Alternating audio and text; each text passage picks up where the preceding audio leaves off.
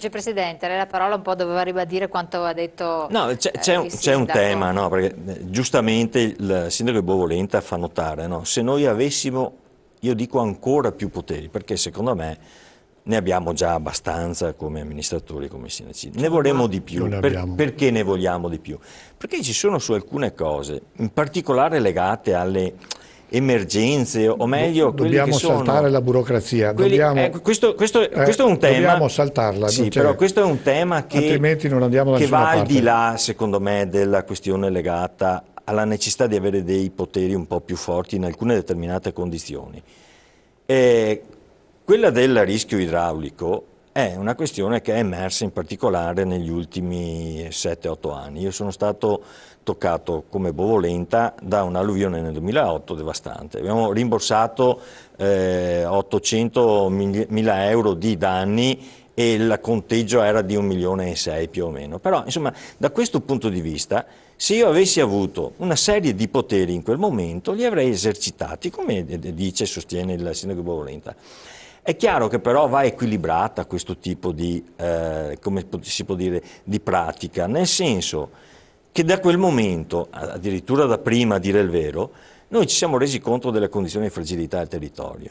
Nel 2003 abbiamo fatto un accordo col Consorzio di Bonifica, una convenzione, gli abbiamo dato soldi del nostro bilancio, risorse per la manutenzione dei fossi e dei scoli, diciamo, secondari, perché i fiumi sono altra cosa, e abbiamo cominciato un lavoro stabilendo un regolamento che aveva anche dentro le norme che stabilivano i rapporti tra il pubblico, cioè il sindaco, l'amministrazione comunale, e il privato, perché lo stesso consorzio trova difficoltà a intervenire Col piano delle acque che fanno oggi i comuni. Piano delle acque, ma soprattutto il regolamento che va a stabilire di chi sono le responsabilità e in che misura.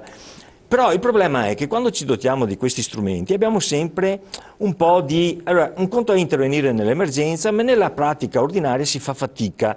Questo lo dico in generale, mica perché ci sia cattiva volontà, perché è vero che nei rapporti con il cittadino si innescano dei meccanismi dove tu cerchi anche di mediare, no? Perché cioè, vai dentro al suolo di un privato, in genere sono agricoltori ma non solo, pensiamo a zone urbanizzate, estremamente urbanizzate, che hanno bisogno di interventi importanti sul piano, per esempio, della riduzione del rischio idraulico. Noi abbiamo fatto delle opere che le abbiamo concordate, abbiamo fatto assemblee, incontri per spiegarle, dopo sono tutte cose che sono estremamente utili perché le vedi dopo, no? Perché ti metti alla misura subito, no? Perché purtroppo con questo clima atmosferico, abbiamo visto la settimana scorsa, per capirci, a Padova forse c'è ancora, nella bassa padovana c'è ancora acqua nei campi, ecco. Per cui dico, dal punto di vista generale avremo bisogno di più poteri, però bisogna che ci dotiamo di strumenti che certamente devono superare l'aspetto burocratico, nel senso che si devono fare ordinanze, si devono anche assumere delle responsabilità agli amministratori, perché non mica, cioè questa cosa non è semplice,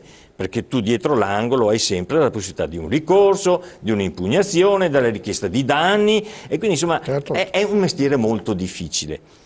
Però per dire che l'osservazione fatta sui poteri del sindaco e sulle normative attuali, io credo che oggi abbiamo un quadro molto frammentato, molto complicato sul piano normativo.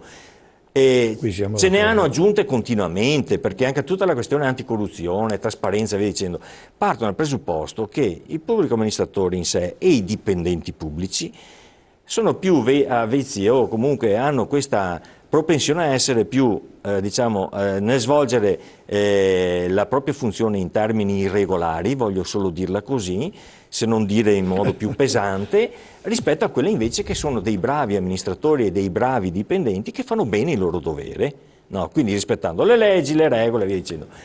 La norma sull'anticorruzione è una miriade di adempimenti che è allucinante per un'amministrazione pubblica. I piccoli comuni sono... la rifiutano, no, la rifiutano perché non hanno neanche il personale che riesce a fare proprio tutto quello che serve, no? Per cui questo quadro normativo va riassettato, va rivisto, perché nel frattempo sono venute avanti tutta una serie di norme e obblighi e adempimenti che sono assolutamente assurdi. Questo i sindaci che sono al governo oggi lo sanno bene. Uno dei punti più forti dell'azione, almeno quella proclamata, diciamo, no, di Matteo Renzi, è proprio quello di sburocratizzare, invece ha usato un termine la settimana scorsa, è quella che forse neanche i Marines sono sufficienti, no? Per abbattere questo muro micidiale. Però poi bisogna che anche noi... I paracautisti del Col Moschin ci vogliono. Ma senza pensare a nessuna forza dell'ordine che si occupi di questo, parliamo da amministratori e da politici. Facciamo le cose che servono per il Paese, che ci fanno funzionare e che riusciamo a far accrescere un po' questo territorio sul piano della tutela, valorizzazione, lo sviluppo economico, perché le potenzialità ci sono tutte. Abbiamo a che fare con una classe dirigente nei comuni, secondo me, sia sul versante, e poi voglio fare un inciso sulla questione delle competenze, no? Di indirizzo politico e di gestione. Noi abbiamo veramente accresciuto molto la capacità di rispondere con competenza, insomma noi ne abbiamo misura perché facciamo molto spesso corsi di formazione e via dicendo. Io credo che l'ANCI, prima dicevo, prima che tu arrivassi, che l'ANCI si interessa moltissimo dei comuni, e cerca di lavorare con i comuni per i comuni, anche facendo corsi, facendo preparazione. Abbiamo fatto anche i corsi per la preparazione dei nuovi amministratori, per cercare di dare l'opportunità, la possibilità. Ecco, io vorrei che fosse un pochino più apprezzato delle volte, perché l'ANCI è fatto da sindaci per sindaci, da sindaci per i cittadini. E invece qualche volta ci vedono Margherita, come... questo è un punto purtroppo che io anche capisco, perché per ci carità, vedono un pochino come un ente staccato. E ma gli enti adesso soffrono gli enti, e le entità, le sezioni di categoria in genere stanno soffrendo questo momento in generale. Ma però, ma l'ANCI è fatto da sindaci. Noi dobbiamo superare anche, perché poi la critica, insomma, quando è strumentalizzazione va bene, insomma, si tralascia, quando invece è critica anche seria, per esempio il lavoro fatto con la Marca Trevigiana che Margherita ha seguito per conto della Presidenza, lì sono emerse proposte vere, cioè lì c'era la necessità di raccogliere un sentimento di un gruppo di amministratori di una provincia intera e quindi poi l'abbiamo tradotto insomma sono andata in documenti. Io per l'ANCI a questo convegno dei sindaci della Marca, che veramente devo dire sono i più agguerriti, ma forse i trevigiani sto spirito vuoi dovuto all'emigrazione dei decenni passati, poi perché c'è il Piave che passa da quelle parti, fatto sta che sono sempre i primi ad essere un pochino più arrabbiati. E hanno tutte le ragioni di questo mondo. Ma in genere comunque l'ambito della Marca Trevigiana è più reattivo sotto diversi profili, lo stato dal punto di vista imprenditoriale, quando, cioè, fanno gruppo, ecco. Io ho notato proprio dalla mia posizione di ANCI, ho notato che forse la provincia dove c'è più gruppo coeso è il trevigiano, dopo per carità è minima la linea che divide, perché anche gli altri sindaci si muovono, però il gruppo proprio che parte, e l'abbiamo visto su questo manifesto dei sindaci, sono stati i primi loro a incontrarsi, a protestare, a voler trovare una soluzione o comunque qualche cosa da portare a Roma, e che poi è stato accolto da tutti gli altri sindaci, è stato filtrato attraverso l'ANCI, che poi lo ha fatto proprio, lo ha portato e lo ha presentato. E io credo, e torno all'inizio, a quel famoso discorso che facevamo all'inizio, che bisognerebbe essere un pochino più reattivi, ecco, perché in questi ultimi anni mi sembra che tante cose non siano andate come dovevano andare. Certo. E quindi oggi il sindaco e i cittadini dovrebbero avere un pochino di più la forza di esprimere il loro dissenso qualche volta. Quello che chiedo, un po' butterò come buttata da tutti quanti voi, ma c'è un sentire, si percepisce insomma, che il governo si sta comunque ancora lavorando per un maggiore accentramento a Roma. Facciamo l'esempio della sanità, il ministro della sanità è stato la ministra cosa che mi vede estremamente preoccupata. Ecco, allora io ve la rigiro così. Preoccupata io onestamente non credo che ci sia che siamo questa... su posizioni molto diverse. No, nel senso che... voglio sentire il vostro parere perché insomma... No, nel senso che questo paese si sta trasformando, c'è nulla da fare, nel senso che la crisi ha imposto, forzatamente se vogliamo, la necessità di mettere mano ad alcuni istituti. non c'è dubbio. Il conflitto che esiste e che esisteva, e spero che non esista più in futuro, è per esempio che le regioni impugnano, e lo Stato di controverso, continuamente le norme che approva lo Stato nei confronti delle regioni piuttosto che le regioni nei confronti dello Stato. Questo conflitto sta creando una seria problematica di blocco. Non sarebbe una cattiva idea. Per capirci, per cui la chiarezza sui livelli amministrativi e sui livelli legislativi con la definizione di chi fa che cosa è non solo necessario, non è più rinviabile questa cosa. Quindi, e questo è il primo punto, ma pensiamo alla questione legata alla definizione delle unioni e delle fusioni di comuni.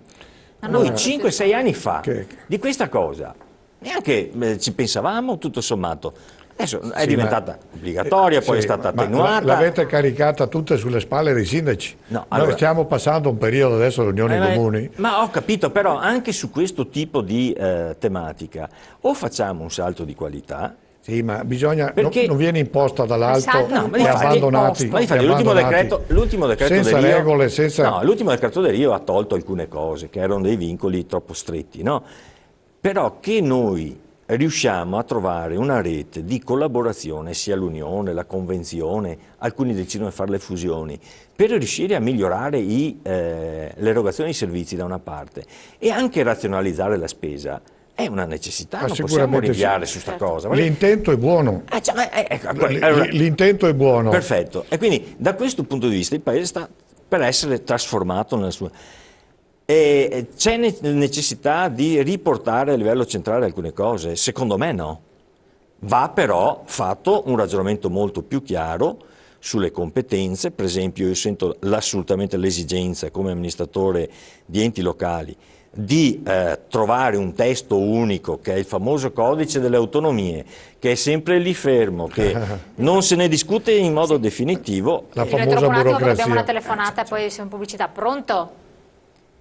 Buongiorno, sono Franello, chiamo da Belluno. Buongiorno, sì, dottoressa Elena, e buongiorno alle sue persone che sono lì con lei. Volevo intervenire proprio riguardo ai comuni, già una volta ero intervenuto più o meno per la stessa cosa.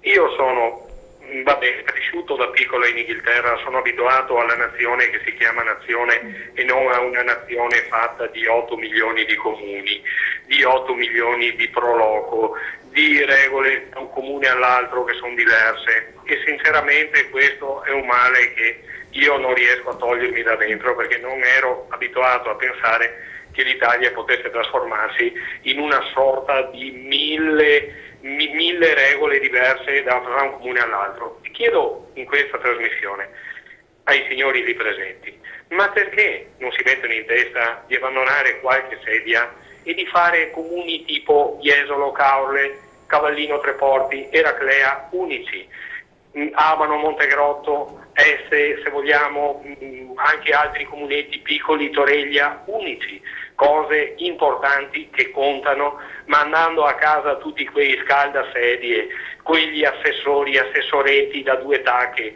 che costano più di lettere a mandarli avanti e indietro che poi quello che è il gettone di presenza.